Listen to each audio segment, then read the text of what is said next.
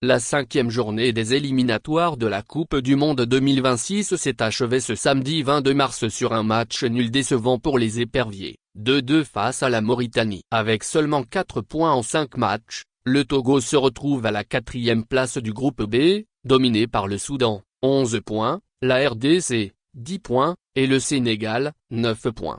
Rien n'est encore joué mathématiquement. Contrairement à ce que l'on pourrait penser, la route vers la qualification directe n'est pas encore totalement fermée. Le Togo a disputé seulement la moitié de son parcours, 5 matchs joués sur 10. Il reste donc 5 journées pour inverser la tendance. Théoriquement, 15 points sont encore en jeu, et un parcours sans faute ou presque pourrait permettre aux éperviers de revenir dans la course à la première place ou de viser la 2e place qualificative pour les barrages.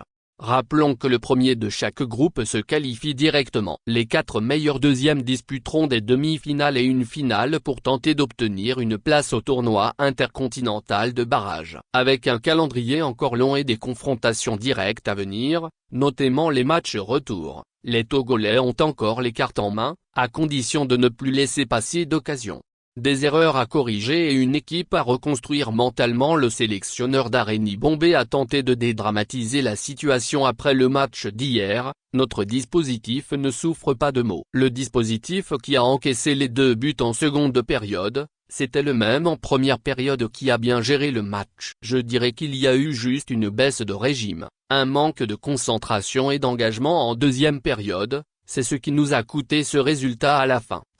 En première période, on pouvait mener 4-0 et il n'y aurait pas eu débat. La suite du calendrier, une chance et un défi. Le Togo doit encore affronter 2 poids lourds, le Sénégal et la RD Congo, ainsi que le Soudan, leader du groupe. Ces 3 confrontations directes seront déterminantes. Si les éperviers parviennent à enchaîner des victoires, ils pourront non seulement grimper au classement, mais aussi espérer s'hisser dans le quatuor des meilleurs deuxièmes.